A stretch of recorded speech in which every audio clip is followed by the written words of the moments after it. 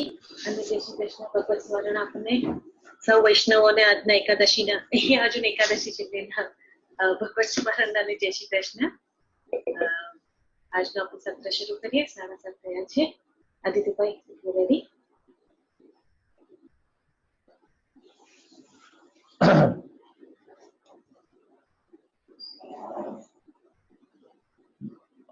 મારો અવાજ આવી રહ્યો તો આપ લોકો ચેટ પર આવે છે એવું લખી નાખજો.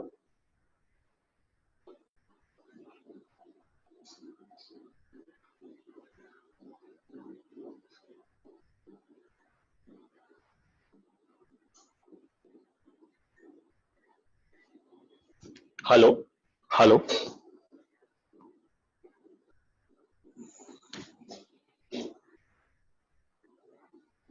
હવે આવે છે?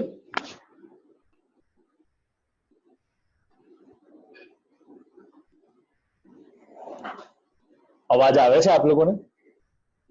હવે આવ્યો? હલો, અવાજ આવે છે? Cannot hear you, Aditya.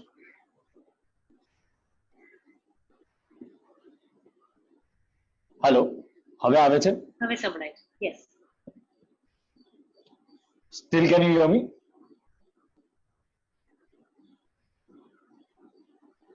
Can you still hear me?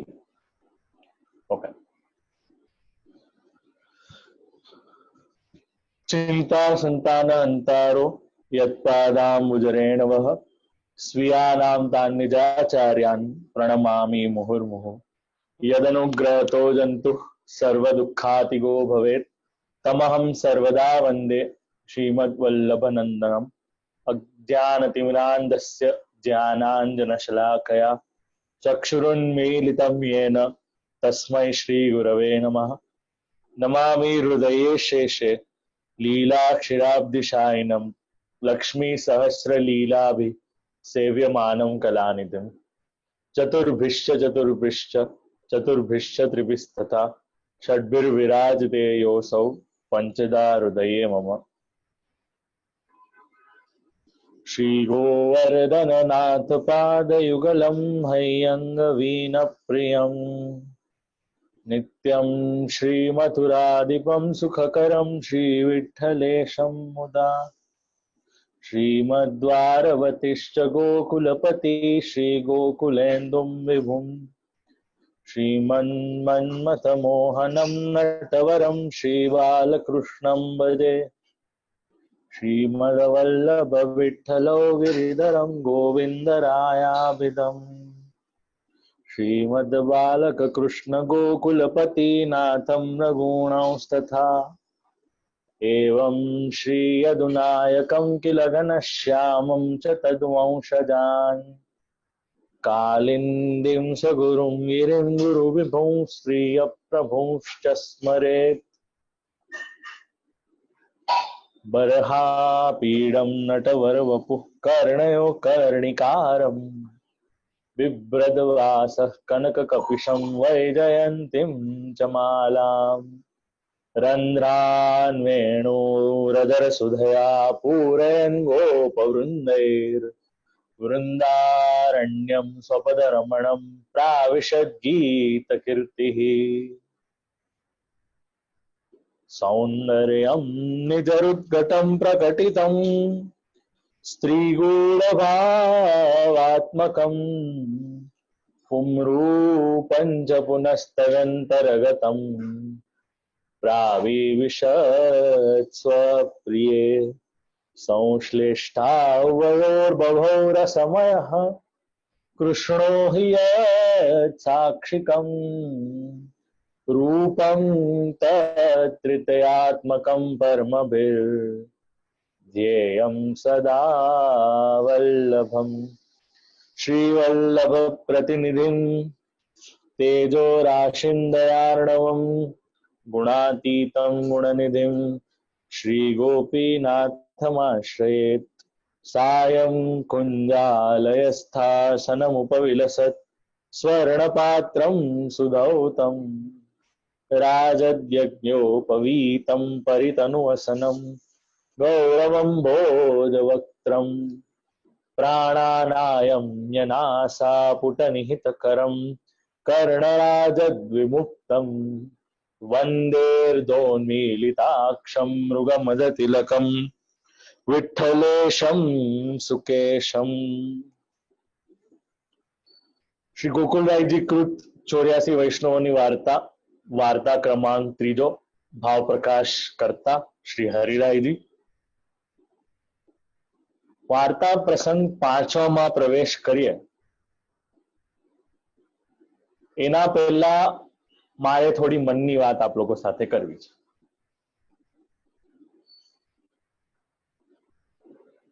कोई पण कॉन्स्टिट्यूशन होय, कोई पण समाज होय, कोई पण समुदाय होय, कोई संप्रदाय होय, कोई ज्ञाति होय, कोई संगठन होय, कोई ऑर्गेनाइजेशन होय, एमां बे वस्तु करवानी आवे। आप लोगों ने ख्याल छे कई बे वस्तु छे?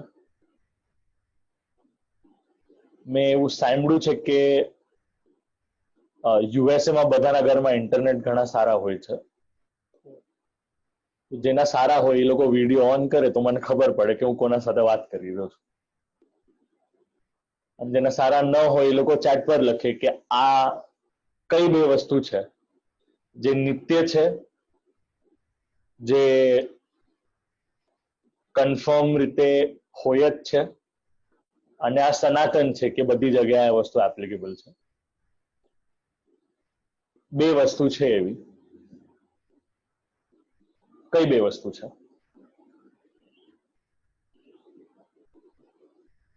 चालो त्यारे कोईनो जवाब नहीं आवी रह्यो, हूँ जवाब आपी दઉં। पहलू नाम छे विधि अने बीजो नाम छे निषेध। अंग्रेजी भाषा में एने भाषांतर करवामां आवे तो what to do, what not to do, शू करी शकाय अने शू न करी शकाय, ते बेना वच्चेनो जे तफावत छे, ते बेना वच्चेनो जे डिफरन्स छे, ते बेना वच्चेनी जे रहेली वात छे एक करवा जेवी छे अने बीजी करवा जेवी नथी। आ एक वस्तु आपणे समजवा जेवी छे। तो करवा जेवुं तो घणुं छे, करवानी तो आपणे त्यां लिस्ट छे लांबी आखी।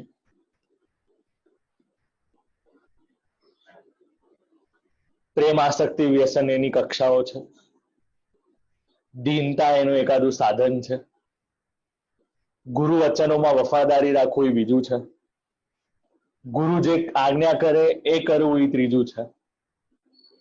क्रमशः एनो आखो एक लिस्ट बनावीए ने तो आपने ख्याल आवशे के आपणे त्यां मार्गमां केटली बधी वस्तुओ करवा जेवी छे, करवी जरूरी छे अने करवी जोईए।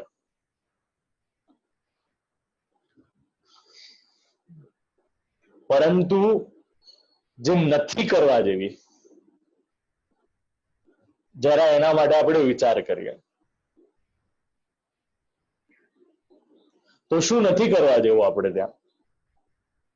एम तो घणी बधी वस्तुओ छे जे करवा जेवी नथी, परंतु मारा ध्यानमां छे ने हमणां कोईक आवी रही छे, तो आप लोकोने करूं एनी वात। एक वस्तु ई छे जे करवा जेवी नथी, एनो नाम आप्युं छे असदालाप। શું છે આ અસદાલાપ? કામ હોય એના કરતા વધારે વાત કરવી, કામ ન હોય અને છતાંય પોતાના વાચિક દોષોને વધારે પરિશ્રમ દેવો, પોતાની વાચિક ક્રિયાને વધારે પડતા પરિશ્રમ દેવો।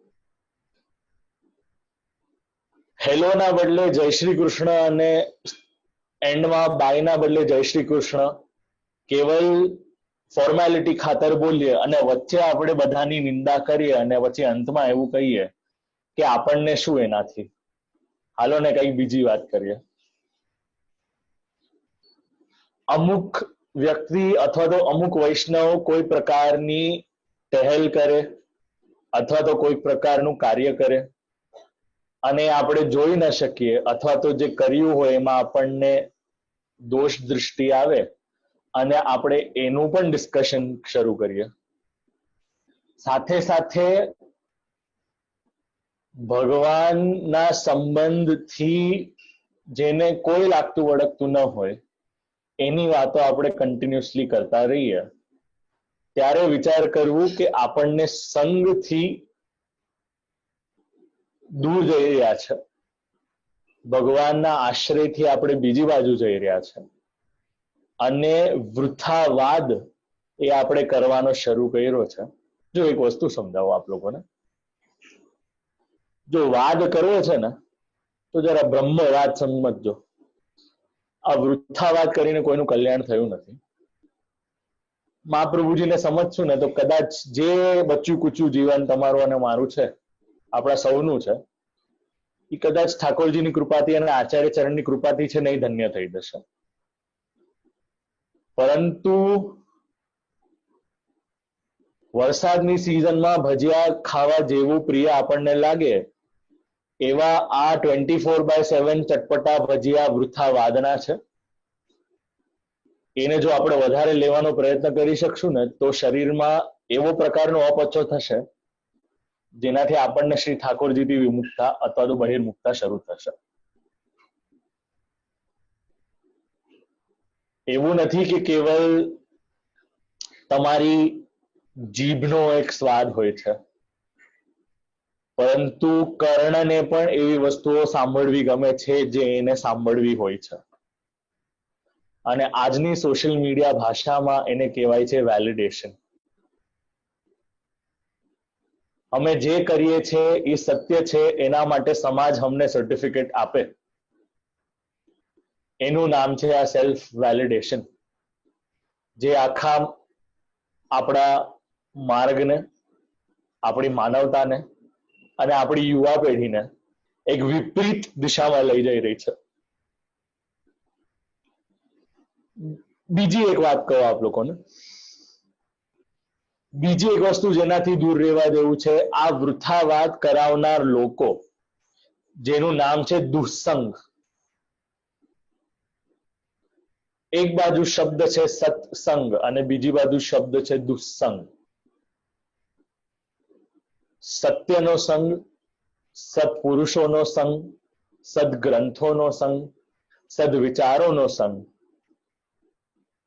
અને અંતે કોઈ ન હોય તો ગુરુ અથવા તો પોતાના સેવ્ય શ્રી ઠાકોરજીનો આશ્રય અને એમના ભગવદીઓનો સંગ, એવો છે આ સત્સંગ. જરાક આપ લોકોને ગમી અને ન ગમે એવી વાતો કરી રહ્યો છું, પરંતુ વાંધો નહીં. વૈદ્યનું કામ છે કડવી દવાઓ દઈને સમાજનું કલ્યાણ કરવાનું. તો વૈદ્ય જો ફિઝિકલમાં ગોળી આપે અને આપણને ઠેકાણે કરે, તો વક્તાનું કામ છે આત્મસાત કરવું એ વસ્તુ માટેનું, અને સાથે સાથે આત્મસાત કરીને એની કેપ્સ્યુલ હોય તો એને બાંટવાનું. કારણ કે majority of the world's population believes in taking medicines. These are some spiritual injections I think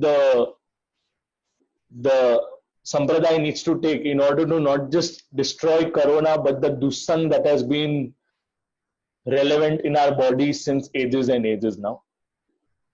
I think it's time for a change. Think about it.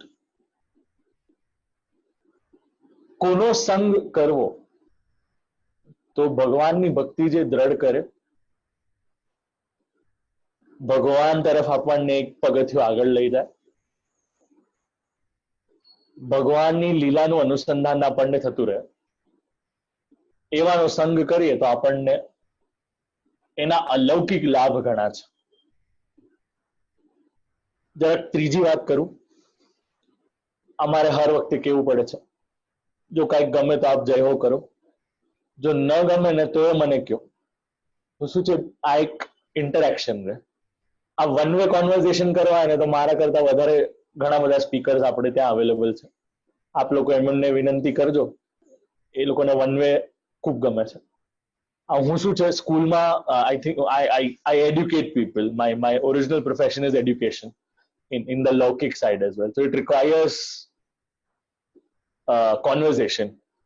અને મારા 85-87 યર્સના વિનોદીની બા પણ આપણને જો જય હો મોકલી શકે છે, તો જે એમનાથી નાના હોય વયમાં એ લોકોને કોઈ એક્સેપ્શન આ બાબત માટે હું દેવાનો નથી માંગતો. જરા આપ લોકો આના માટે વિચાર કરજો. મારે તો જે વાત કેવી હતી તો હું કહી દઉં છું, એમાં એ બાબત માટે હું બહુ સ્પષ્ટ છું. મને કોઈકની બાબત માટે બીક નથી. એક બાજુ દુસ્સંગ છે, આગળ જતા હજી એક આપણે વાત કરીએ.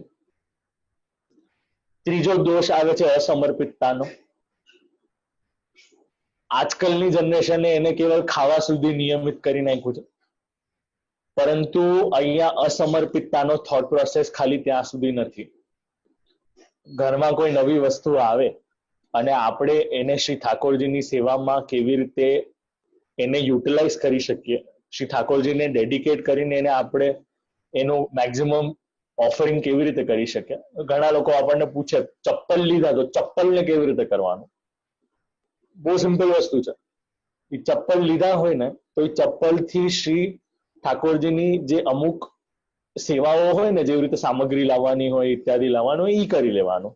તો એ ચપ્પલ પણ શ્રી ઠાકોરજીને આપણે સમર્પિત કરી લીધા છે. પરંતુ આપણે ત્યાં છે ને વર્ડ્સને બહુ લિટરલી લેવામાં આવે, તો ઘણા લોકોને એમ પણ આગ્રહ હોય કે આને શ્રી ઠાકોરજી સમક્ષ મૂક્યા અથવા તો પધરાવ્યા. જરાક આનો વિચાર કરવો, આ રાઈટ છે કે રોંગ છે. અને just because some fashionable people are doing it doesn't mean that we should do it at the same time. તો અસમર્પિતતાનો દોષ છે કેવલ ભોજન ઇત્યાદિથી સીમિત નથી. એનો સ્કોપ થોડો વાઇડ છે, એનો સ્કોપ થોડો બિયોન્ડ છે. તો જરા આપ લોકો એનો વિચાર કરજો. અને અંતે એક દોષ આવે છે, એનું નામ છે અન્યાશ્રય, જેના બાબત માટે હું ખૂબ વિસ્તારથી વાત કરવાનો છું. એક ક્રમ છે આપણે ત્યાં જેનું નામ છે બહુદેવ ઉપાસના. જેમ મેં પેલા કહેલું છે, આપણે ત્યાં પંચાયતનનો ક્રમ છે. 5 દેવી દેવતાઓની આરાધના આપણે ત્યાં કરવામાં આવે છે. બહુદેવ ઉપાસક જે હોય એ 5 દેવીની આરાધના નિત્ય નિયમિત સ્વરૂપમાં, નિત્ય નિયમિત રૂપે કરે છે. એટલું જ નહીં, પંચાયતનનું આરાધન જો કોઈ મર્યાદા જીવ કરે તો એને બાધ પણ નથી. પણ જ્યારે એક પુષ્ટિજીવ, બ્રહ્મ સંબંધ દીક્ષિત જે જીવ છે, એ જ્યારે મહાપ્રભુજીના વચનને વાંચતો નથી, મહાપ્રભુજીના વચનને જાણતો નથી, સમજવાનો પ્રયત્ન કરતો નથી, ત્યારે એને કૃષ્ણમાં, ભગવાન શ્રી કૃષ્ણમાં કેવલ એક દેવતાનું સ્વરૂપ દેખાય છે, ભગવાનનું સ્વરૂપ દેખાતું નથી. અને અંતે શું થયું? અંતે બીજું કારણ એ પણ થયું કે આપણો આશ્રય એક બાજુ સ્થિર રહેતો નથી. એના કારણે આપણે 7 દિવસના 7 દેવી દેવતાને નિયુક્ત કરી લીધા અને 7 દેવી દેવતાને આપણે 7 અલગ અલગ દિવસે અલગ અલગ પ્રકારે યાદ કરવાનું શરૂ કર્યું.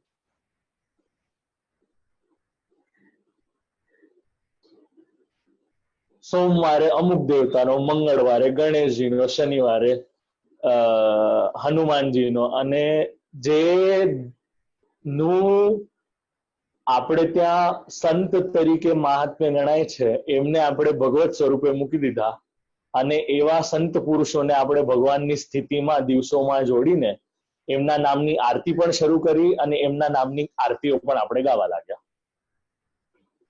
અને એવા જ સંત મહંતોના મંદિરો જ્યારે રામ મંદિર બની રહ્યું હોય છે ત્યારે એમના ટ્રસ્ટીઓ ના પાડે છે કે રામ મંદિર બનવાનું છે, એના માટે કોઈ પણ પ્રકારની ભેટ અથવા તો કોઈ પણ પ્રકારનો સહયોગ દેવામાં આવશે નહીં.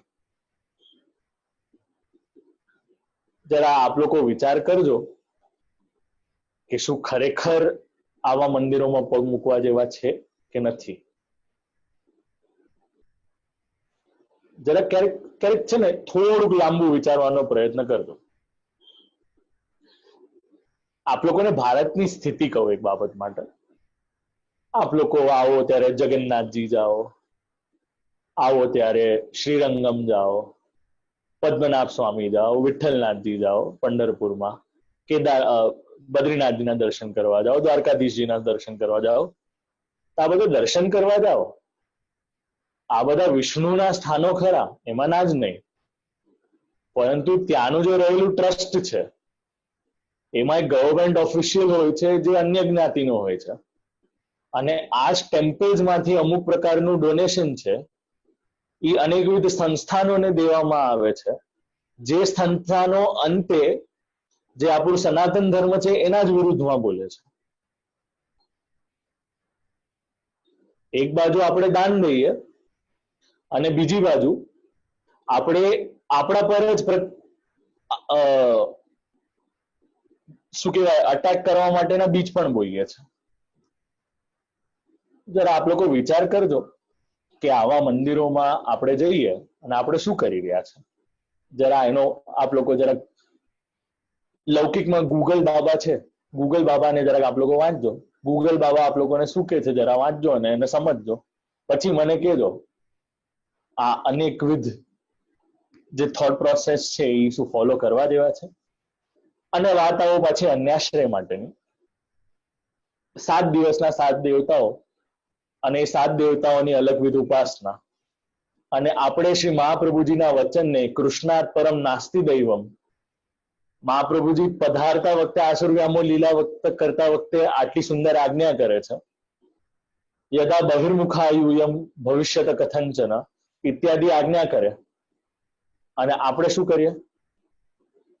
અજ્ઞાનતાવશ, જિજ્ઞાસાવશ, અથવા તો કોઈના કીધેલા કારણવશ, અથવા તો કોઈની આજ્ઞાના કારણે આપણે આપણા જ આચાર્યનું કહેલું વચન, કહેલો સિદ્ધાંત એનું ખંડન કરીએ, અને પછી આપણે સ્વતઃને પૂછીએ કે મને આટલી તકલીફ શા માટે?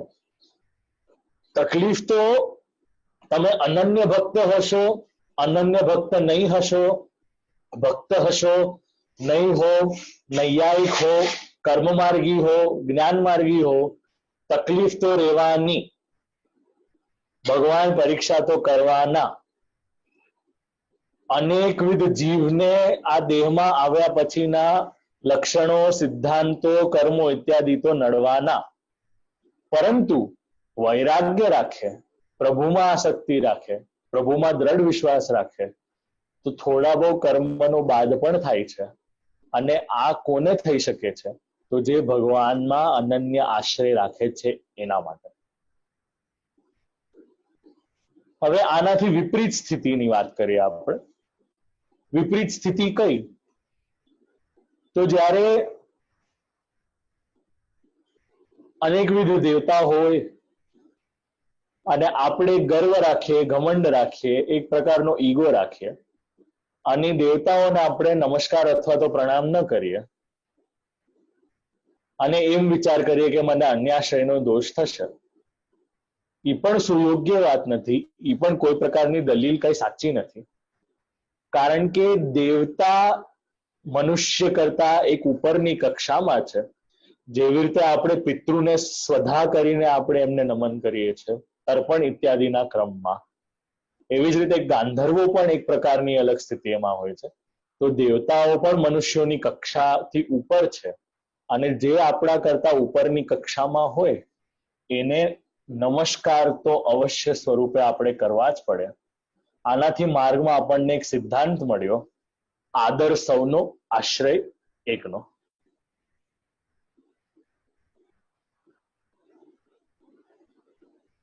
એક બહુ જ નાની વાત છે. એક માળી હતા. માળી નદીમાં સ્નાન કરવા ગયા. સ્નાન કર્યો, પગ લપસી ગયો, માળી તળાવવા લાગ્યા જલના પ્રવાહમાં. ક્યારેક શિવજીને પુકાર્યું, તો ક્યારેક લક્ષ્મીજીને પુકાર્યું, તો ક્યારેક પાર્વતીજીને પુકાર્યું, તો ક્યારેક નારદજીને પુકાર્યું, તો ક્યારેક ગણેશજીને પુકાર્યું. એક દેવતાને પુકારે અને અમુક વારમાં બીજા દેવતાને બોલાવે. એટલે જે દેવતા તૈયાર થઈને આવવાના હોય, આમને તો બીજાને બોલાવી લીધા છે, હવે મારે જવાની જરૂરત નથી.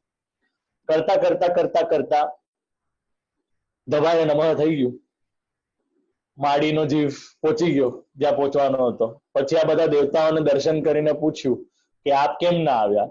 અરે હું તો આવી જ રહ્યો હતો અને તમે કોઈ બીજાનું નામ લઈ લીધું, તો મને લાગ્યું એ આવી ગયા હશે આપને બચાવવા માટે. એ આના કરતા જો એકનો આશ્રય રાખ્યો હોત તો વધારે સારું રહેત. બ્રહ્માજીએ પણ કંઈક એવો આશ્રય રાખેલો એકવાર, ત્યારે જ જઈને વરા ભગવાનનો અવતારનો આપણને કથા આપણને સાંભળવા મળે છે. ચલો આ તો બહુ અલગ કક્ષા છે, આપણે જરાક જેનરિક વાત કરીએ.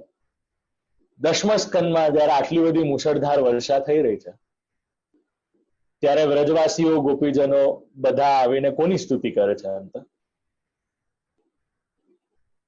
કોની કરે છે?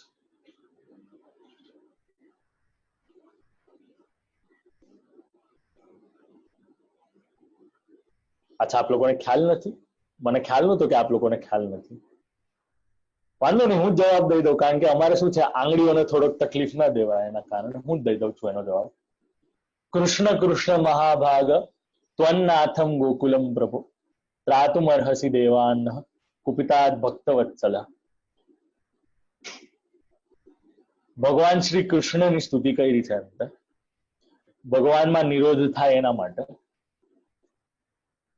તો આ અન્યાશ્રયથી આપણે દૂર રહીએ એનું કારણ છે, આગળના વાર્તા પ્રસંગમાં આપણને આવશે. આ પૂર્વ પીઠિકા એના માટે બાંધી કારણ કે વિધિ અને નિષેધ બેનો ફરક સમજવાનો છે. અને આ મેં 4 સિદ્ધાંતો કીધા, આપ લોકો માટે એકવાર કહી દઉં છું. એને માથે ચડાવી દેવાનું, એને માથે ચડાવી દેવાનું. આપને આઈ હોપ એનો જવાબ મળી ગયો હશે. પરંતુ જે બહાર ખાતા હોય અને પછી આવી વસ્તુઓ કરે તો એ લોકો માટે સારું નથી. તો એનું પણ ખુલાસો આપ લોકોને કરી દઉં. શર્મિષ્ઠાબેન, I hope I answered your question over there, right? No problem if someone is listening વાર્તાજી ફોર ધ ફર્સ્ટ ટાઈમ. હજી તો વાર્તા શરૂ નથી કરી મેં, તો ચૂપ. વાર્તા પ્રસંગ 5મો. આ જે આખી અન્યાશ્રયની વાર્તા ગઈ, હું 4 આપ લોકોને નિષેધ કહી રહ્યો હતો. એ 4 નિષેધ એના માટે કહ્યા કારણ કે દામોદરદાસ સંભરવાલાજીની વાર્તામાં આ 4થો નિષેધ આપણા માટે ખૂબ કામનો છે. આ થાય પ્રસંગ નાનો હોય પણ એની પૂર્વ પીઠિકા લાંબી હોય, અને પૂર્વ પીઠિકા સમજવાની જરૂરત છે, જેને મારી ઇંગ્લિશ લેંગ્વેજમાં બેકગ્રાઉન્ડ કહેવાય છે. You need to understand the background in order to understand the concept. And in order to understand the concept, eventually you'll have to learn the moral of the story. હવે અહીંયા 5મા વાર્તા પ્રસંગમાં સિંહોનથી વૈષ્ણવ આવતા હતા શ્રી આચાર્ય ચરણના દર્શનના માટે. ક્યાં આવતા હતા? કન્નોજમાં. ક્યાં ઉતરે? સવાલ પૂછવાનો ન હોય. જે વાર્તાના નાયક છે દામોદરદાસ સંભરવાલાના ઘેર ઉતરતા હતા ત્યારે બધાને પ્રસાદ લેવડાવતા હતા. વૈષ્ણવ અડેલ જવા વિદાય થાય ત્યારે જેટલા વૈષ્ણવ હોય ત્યારે એક એકને મહોર આપે.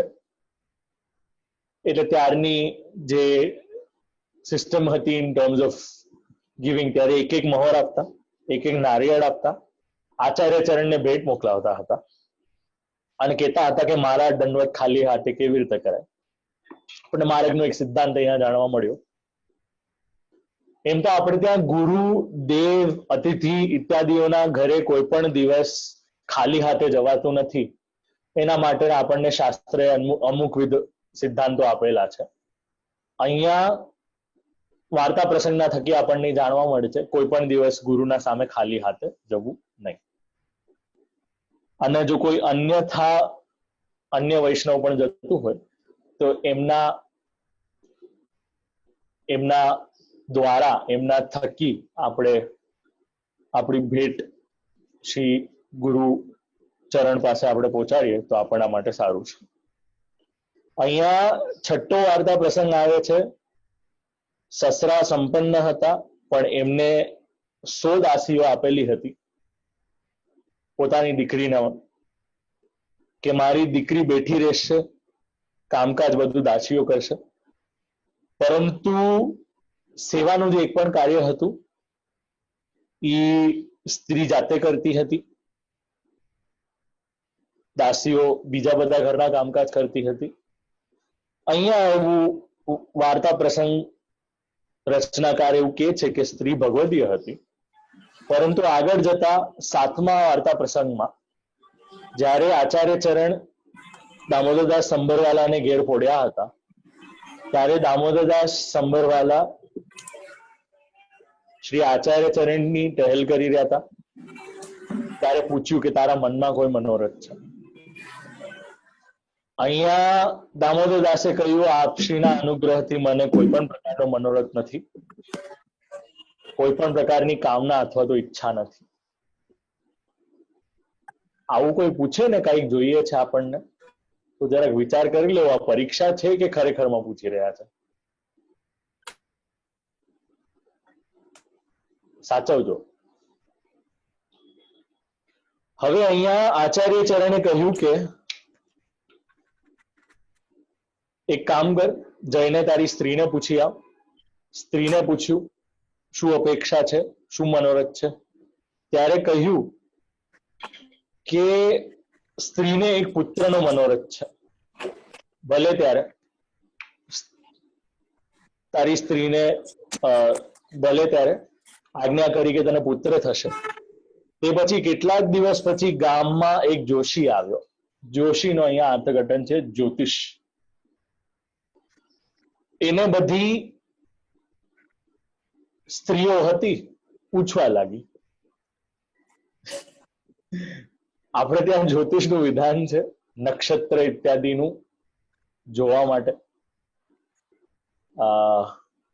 જ્યાં સુધી મેં શ્રવણ કર્યું છે ત્યાં સુધી સ્ત્રી અને પુરુષના લગ્ન થતા હોય તો એના માટે પણ જ્યોતિષ શાસ્ત્રની વિદ્યાનો વિનિયોગ કરવામાં આવે છે, જોવા માટે કે આગળની સ્થિતિ કેવી રીતે રહેશે.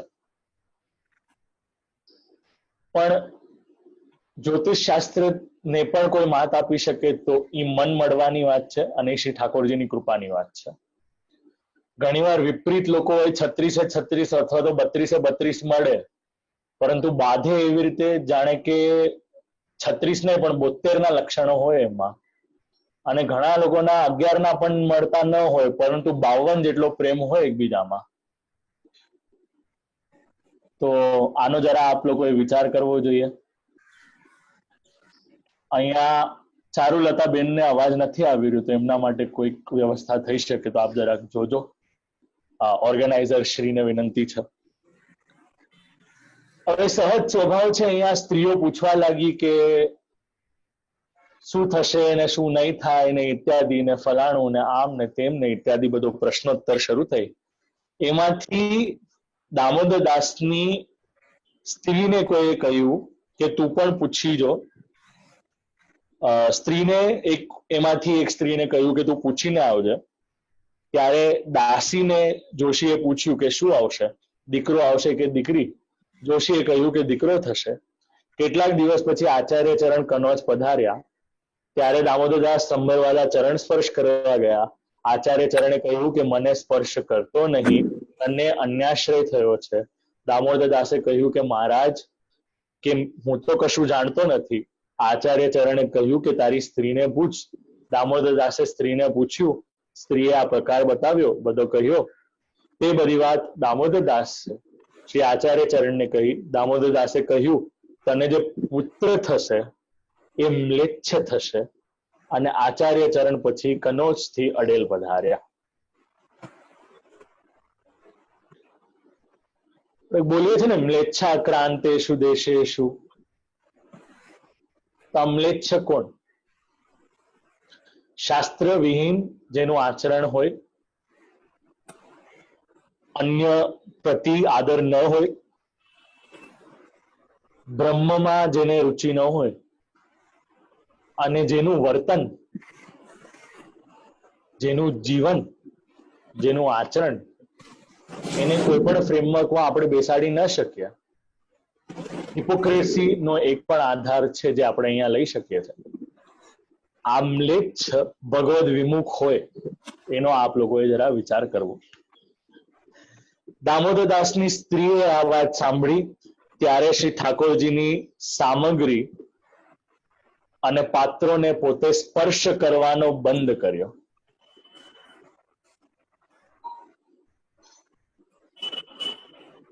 મારા સાઈડથી અવાજ તો આવી રહ્યો છે અને આઈ થિંક લોકોના મસ્તિષ્ક ખલી રહ્યા છે, તો એનાથી ખ્યાલ આવી રહ્યો છે.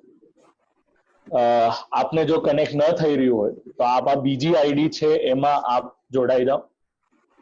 આ તો ભગવાનનું ઘર છે, એક નહીં તો બીજા ઝૂમ આઈડી થી તો આપણે આ બધી વાર્તા પ્રસંગ ઇત્યાદિ શ્રવણ કરી જ શકીએ છીએ.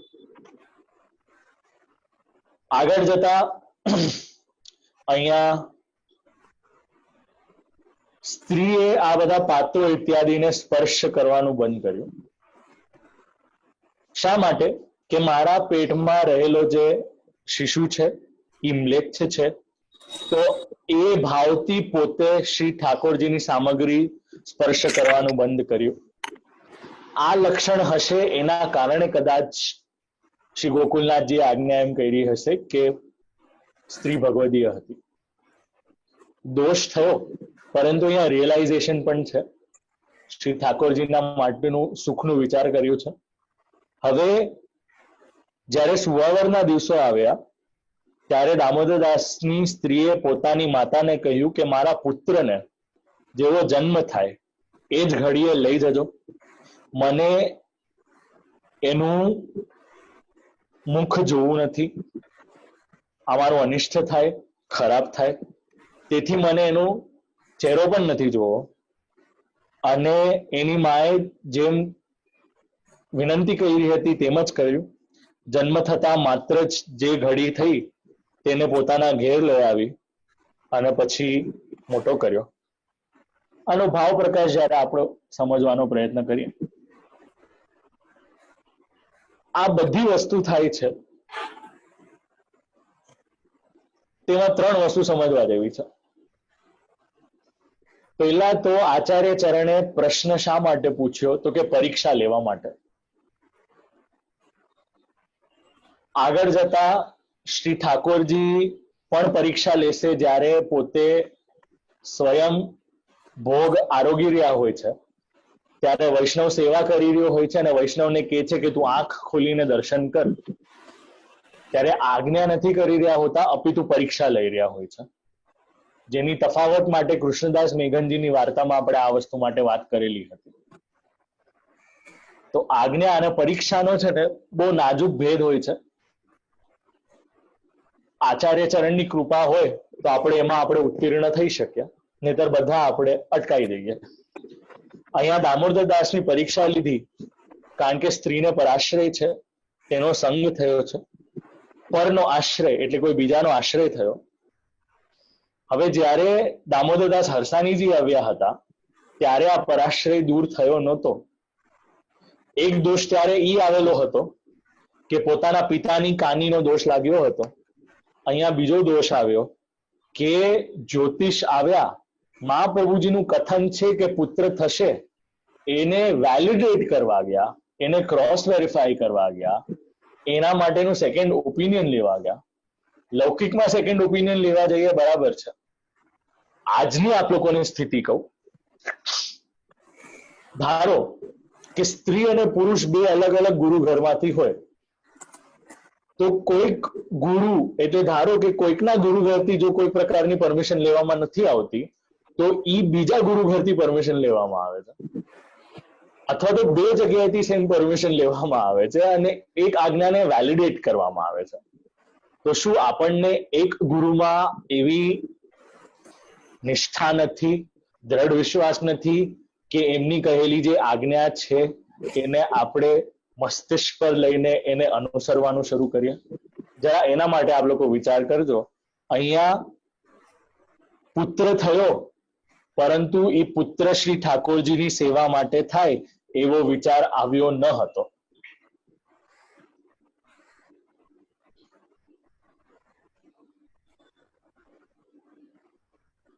અહીંયા સિદ્ધાંત આપ્યો છે કે એ વિચાર ન આવ્યો કે પુષ્ટિ માર્ગની સેવા માંગ્યાથી થાય, પુત્રનું શું પ્રમાણ કે શું કઈ રીતે સેવા કરશે.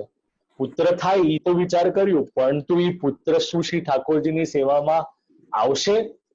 આપણે ત્યાં જે કામ આપ્યું છે ને, કામશાસ્ત્ર, જો પેલી એક વાત કહો આપ લોકો, ભારતીય ધર્મશાસ્ત્ર ખૂબ ઓપન છે. એક દેશ જે ધર્મશાસ્ત્ર પણ આપે, અર્થશાસ્ત્ર પણ આપે, કામશાસ્ત્ર પણ આપે, અને આ ત્રણને સમતુલિત કરીને આગળ ચાલવા માટે મોક્ષશાસ્ત્ર પણ આપે છે.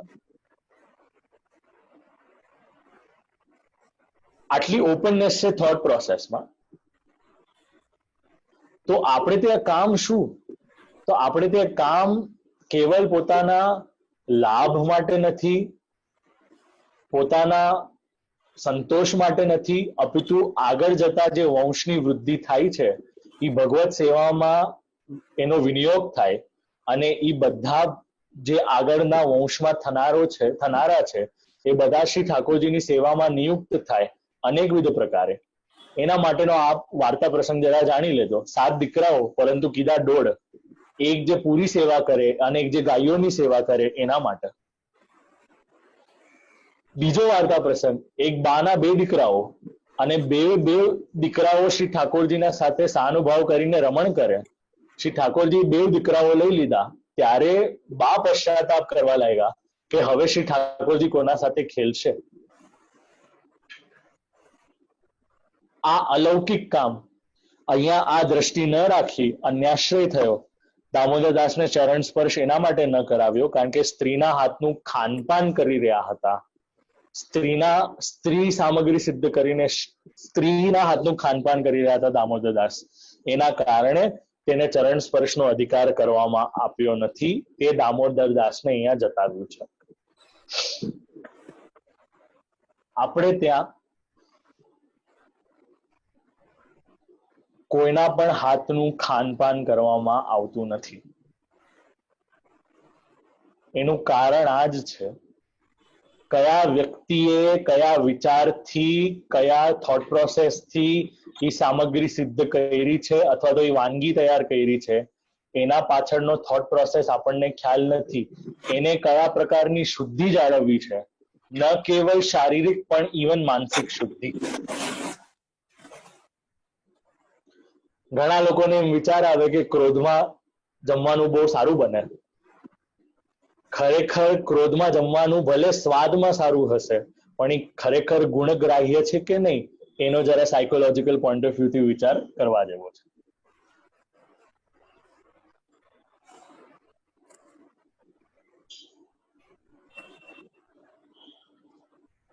સામગ્રી સિદ્ધ કરવાના સમયે જો આ ચંચલ સ્વરૂપ જે અશ્વ છે, જે મન છે, જો ઈ અનેકવિધ જગ્યાએ જઈ રહ્યું હોય તો શું ઈ ખરેખર સામગ્રી સિદ્ધ કરી રહ્યું છે? શું ઈ ખરેખર શ્રી ઠાકોરજીના શૃંગાર કરી રહ્યા છે? કે શું આગળ જતા જયારે દાસીની વાર્તા આવશે કે દામોદરદાસજી તો ઘોડો લેવા ગયા, કારણ કે એમનું મન તો ઘોડા લેવા ગયા હતા. તો ત્યારે આપણે એમની વાર્તામાં જરાક જાણવાનો અને સમજવાનો પ્રયત્ન કરીશું. જો કે વાર્તા નાની છે, એનો એક સિદ્ધાંત તો આપણે અહીંયા લઈ જ લીધો છે. હા, આગળ જતા ભાવ પ્રકાશમાં કહેવાય છે અન્યાશ્રય જેવો બીજો કોઈ દોષ નથી. અહીંયા શ્રી ઠાકોરજીમાં અનન્યતા થઈ સ્ત્રીને. ઠાકોરજીની કોઈ પણ પ્રકારની સેવા સામગ્રીનો સ્પર્શ કરવાનો બંધ કર્યો. ત્યારે એ અન્યાશ્રય પુત્ર દ્વારા હૃદયમાંથી નીકળ્યો છે.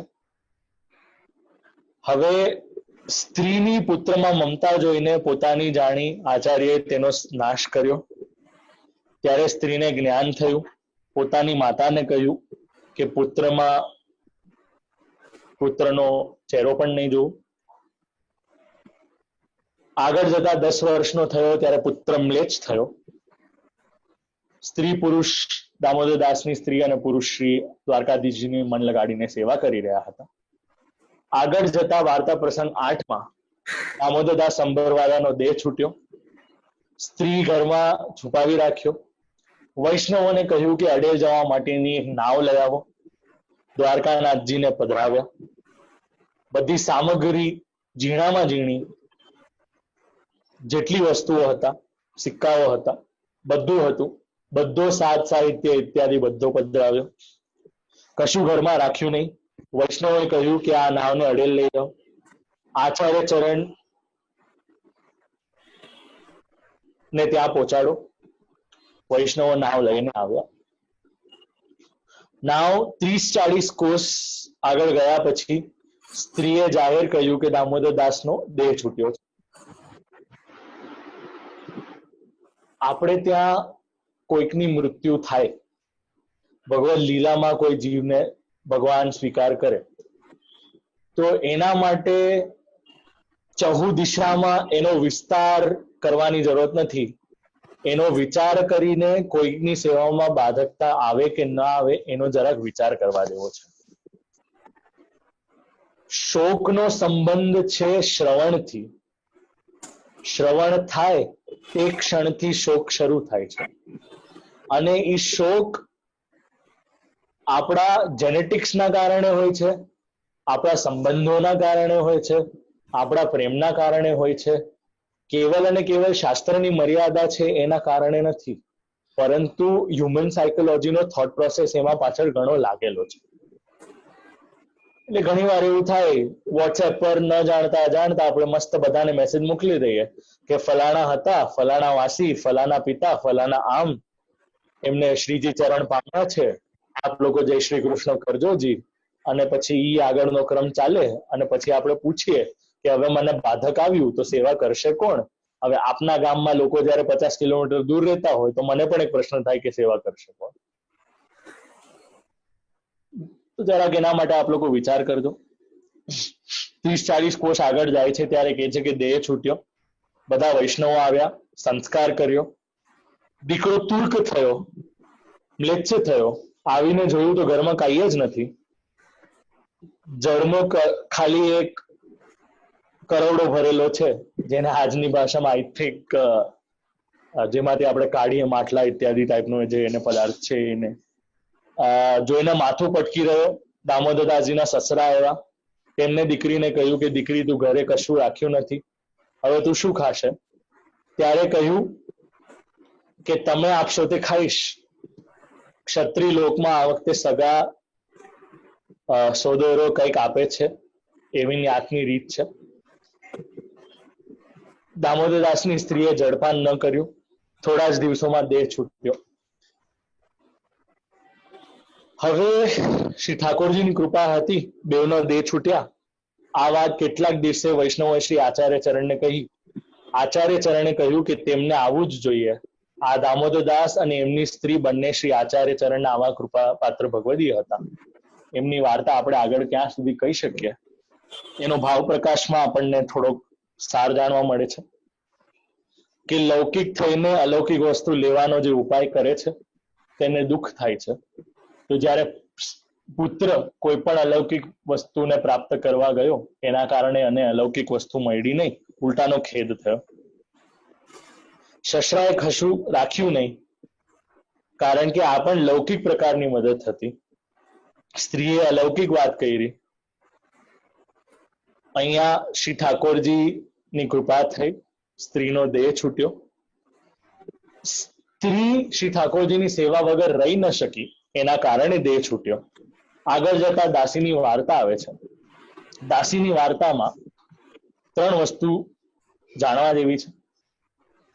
એક તો દાસી શ્રી યમુનાજીની સખી છે, એનું નામ છે કૃષ્ણા વેશની.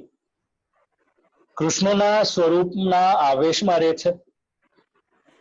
કહેવાય છે કે આ દ્વાપર યુગમાં વિદુરજીની સ્ત્રી હતી. હવે દામોદરદાસજીને ત્યાં આવી. માનસી સેવા જેને સિદ્ધ થઈ હતી એવી આ દાસી. 2 વસ્તુ અહીંયા જાણવા મળે છે. એક, દામોદરદાસજીના મનમાં એવું હતું કે પશુઓનો જે બજાર છે જેને નખાસ કહેવાય છે, ત્યારે ત્યાં જઈને ઘોડા ખરીદવા જોઈએ. મન લાગ્યું હતું ઘોડામાં, ત્યારે દાસીને પૂછ્યું કે કોઈ દામોદરદાસજી ઘરે છે? તો ના, એ તો ઘોડા લેવા ગયા છે. તો જ્યારે દામોદરદાસજીએ પૂછ્યું કે એવું શા માટે કહ્યું? કે તમારું ભલે શરીર અહીંયા હશે, પરંતુ મન તો 25 જગ્યાએ ફરી રહ્યું છે, મન તો આગળ રહ્યું છે. ત્યારે દામોદરદાસજી ચૂપ રહ્યા હતા. એટલે આપણે હોઈએ મિલ્પિટાસમાં, પણ આપણું મન જો વેગસ ફરતું હોય, સેન ફ્રાન્સિસ્કો ફરતું હોય, લંડન ફરતું હોય, દુબઈ ફરતું હોય, ભારત ફરતું હોય, નાથદ્વારા ફરતું હોય, ગોકુલ ફરતું હોય, પછી હવે જેની જેવી યોગ્યતા, એ અલૌકિકમાં ફરે કે લૌકિકમાં ફરે, પરંતુ મન તો ફરી જ રહ્યું છે. તો એ ફરવું જોઈએ કે નહીં, આપ લોકો એના માટે વિચાર જરાક કરજો. આ વાત એટલે કરી રહ્યો છું કારણ કે આ થાય છે. મનને જ્યાં સુધી શ્રી ઠાકોરજીમાં પરોવવામાં આવશે ને ત્યાં સુધી શ્રી ઠાકોરજી આપણા સાથે આવી પ્રકારની વિપરીત લીલાઓ કરતા જ રહેશે. આગળ જતા આ જે દાસી છે એ નાવમાં જાય છે, દ્વારકાનાથજીની જે સામગ્રી છે એના સાથે જાય છે. ગોપીનાથજી બિરાજમાન હતા, શ્રી મહાપ્રભુજી સાથે ઉભા હતા. લક્ષ્મીજી નારાયણ સાથે પધાર્યા છે.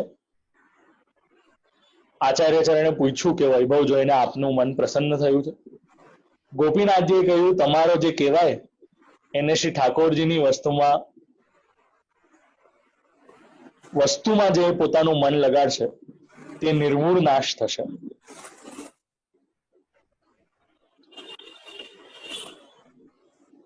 શ્રી ઠાકોરજીમાં મન લાગ્યું છે કે નહીં? અહીંયા આ વાર્તાના અનેકવિધ અર્થઘટન આપણને જાણવા મળે છે. અહીંયા વાર્તામાં એવું કહેવાય છે કે શ્રી ગોપીનાથજી કાંઈક દ્રવ્ય જોઈને પ્રસન્ન થયા હતા, એના કારણે આપને ત્યાં એક જ પુત્રનો પ્રાગટ્ય થયું અને આગળ વંશ ચાલ્યો નથી, એવું વાર્તા પ્રસંગમાં લખવામાં આવ્યું છે. દાસી જે સામગ્રીમાં આવી હતી એ મૂલતઃ યમુનાજીની સખી, એના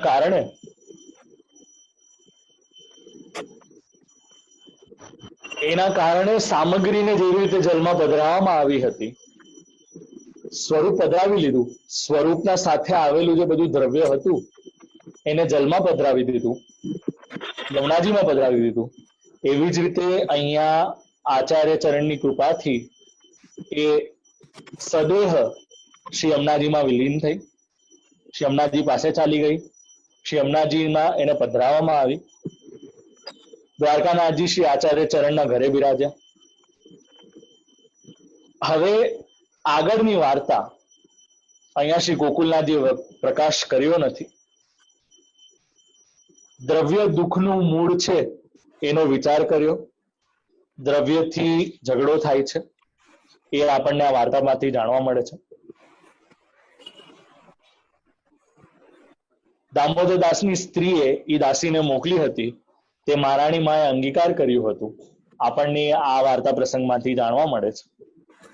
હવે આ આચાર્ય ચરણના જે આ સેવક, સ્ત્રી, પુરુષ અને દાસી, એમની વાર્તા આપણે આગળ ક્યાં સુધી કહીએ એમ વિચાર કરીને આ વાર્તા પ્રસંગને આપણે અહીંયા વિરામ લઈએ. અંતમાં એક વાત આપ લોકોને કહું, જેને વાર્તા પ્રસંગ શ્રવણ નથી કર્યા અને પૂર્વના વાર્તા પ્રસંગ શ્રવણ કરવા છે તેમના માટે વ્યવસ્થા કરેલી છે, યુટ્યુબ પર બધા અપલોડ કરવામાં આવેલ છે. વાર્તા આપ લોકોએ અનેકવિધ વાર શ્રવણ કરી છે, પરંતુ વાર્તાનો દ્રષ્ટિકોણ આપ લોકોએ જો શ્રવણ નથી કર્યો એના માટે અહીંયા બીજી બધી વાત કરવામાં આવે છે. જો રેસિટેશન કરવું હોત તો આપ લોકોના સામે કેવલ વાર્તા વાંચી જવાય, પરંતુ વાર્તામાંથી જે શીખવાનું છે એ મુખ્યત્વે છે, કારણ કે વાર્તા આપણને આપણી વૈષ્ણવતામાં ખૂબ સહાયક રૂપે થાય છે.